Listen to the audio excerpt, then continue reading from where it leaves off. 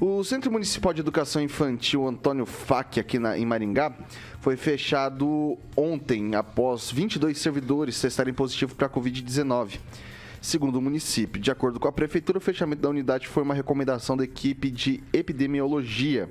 Todos os funcionários, entre professores e administrativos e alunos, foram dispensados e devem retornar no dia 7 de dezembro. Após análise dos casos, o município entendeu que houve uma transmissão intraescolar do vírus na instituição e, por isso, a decisão pelo fechamento foi adotada. As demais unidades escolares permanecem funcionando normalmente. E daí a gente tem uma escola que foi fechada, são 22 servidores desse CME, desse Centro Municipal de Educação Infantil, e eu queria saber do Calazans, a gente liga o sinal amarelo? Eu acho que nós já ligamos o sinal amarelo. Tem aumentado o número de casos, esse é um alerta, já falamos aqui, para a população se cuidar, para todo mundo. Em relação à postura adotada de liberação dos professores e fechamento do CMEI, eu acho absolutamente natural. Acho bom, inclusive, que tenha sido tomada uma medida pontual somente naquele local, né? Que não tenha sido uma medida generalista, suspendido a aula de toda a rede municipal ou de outros CMEIs também. Nós estamos em um momento que efetivamente tem sim aumentado o número de contágios. A população pode ajudar usando máscara, fazendo o seu papel e tocando a vida normalmente, porque a gente tem que enfrentar esse vírus, estamos enfrentando, estamos vencendo. Ninguém tem que recuar por isso. Tem que tomar as medidas necessárias, mas manter a vida normal. Francês. A Secretaria Municipal de Saúde tomou as providências necessárias, né, através do seu setor de epidemiologia, até porque não dá para saber com quem começou, né? O objetivo é proteger tantos funcionários, professores, os alunos.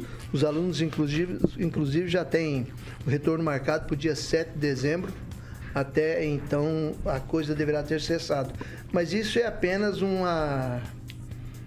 mostra o que está acontecendo na última semana em Maringá. Tivemos um aumento de mais de 500 casos, 2 óbitos, mas não relacionados, não exclusivamente pela cepa que está aparecendo por aí, que ela é menos forte do que aquela que atacou o Brasil durante muito tempo, mas há que se ter cuidado. Tanto é que na universidade, espaços fechados, você tem que usar máscara e nas repartições públicas de Maringá também é importante agir assim.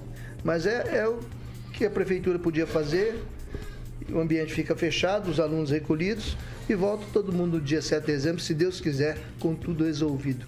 Celestino.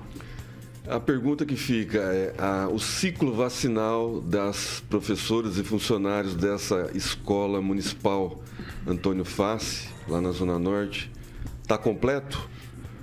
Porque se exige do pessoal da saúde, inclusive o pessoal da saúde está pegando também Covid, mas diferentemente tem que continuar o trabalho, é uma cepa menos agressiva e mais contagiosa, né? Uma cepa que não derruba, por exemplo, de ficar na cama, né? De tomar os cuidados necessários, mesmo porque as pessoas estão se vacinando, estão se prevenindo, estão cuidando da imunidade. Então a pergunta que fica, e depois o Tiaguinho pode dar uma pesquisada a respeito disso, né?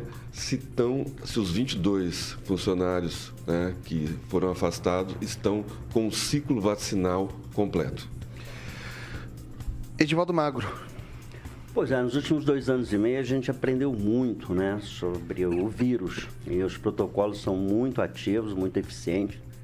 A prefeitura aprendeu, né, e não só a prefeitura, mas eu cito a rapaziada lá da epidemiologia, são muito competentes nisso.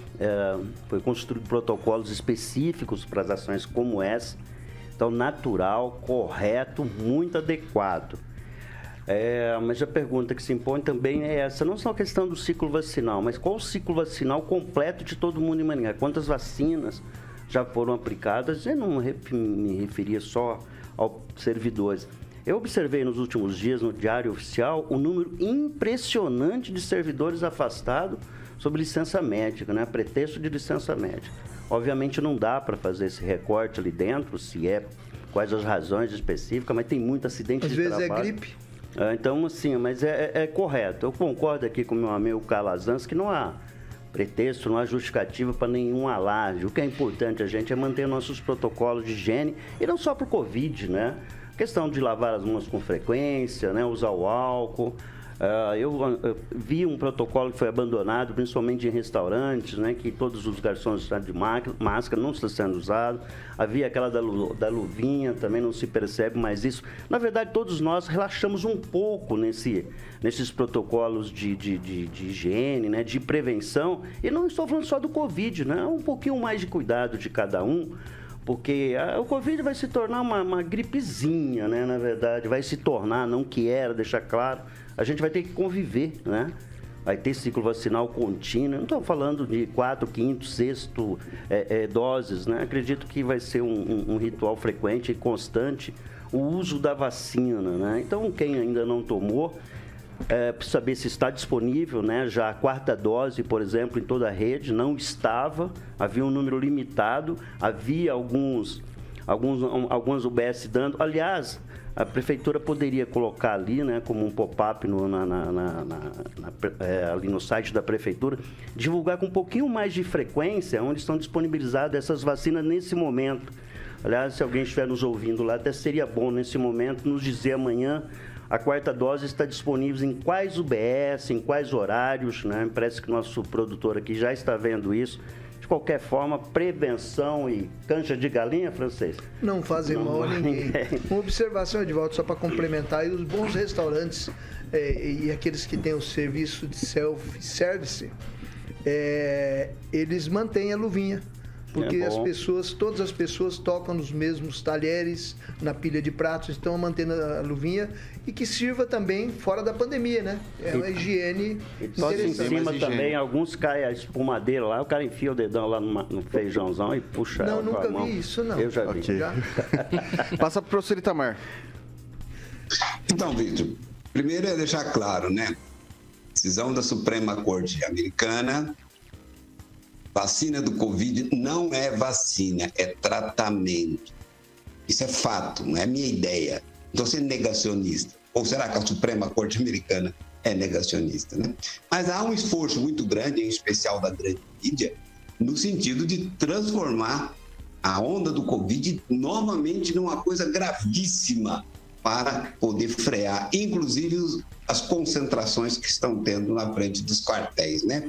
Então, os apóstolos do caos, que precisam da desgraça para sobreviver, para vender, inclusive, os seus programas, estão apostando nisso. Mas não parece que seja nada grave, além de um mal que vai ficar para toda a vida. E quando tiver vacina, eu estou ansioso para tomar, quando tiver vacina de verdade, a venda, vou tomar, até agora não tomei, né? E só para lembrar dos que estão aí todo afoito, atiçando todo mundo para tomar esse tratamento que não é vacina, tem uma amiga minha aqui da minha cidade, que a mãe saudável tomou, em 10 dias ela morreu com um problema de entupimento de veia. Isso é um fato, e ela não pôde falar, a médica não pôde nem dizer para ela como foi. A médica disse em sinais para ela. É isso? É mole. Então, tem os coveiros que sepultam os mortos e os coveiros que induzem aos erros a população, tocando terror na população, como fez a grande imprensa. Mentiu desvairadamente, como revelou aquela menina lá, Mel, não esqueci o sobrenome dela, que deu entrevista num podcast dizendo que a ordem da Globo e da UOL era mentir durante a pandemia. É isso. E esses cara de pau não serão punidos.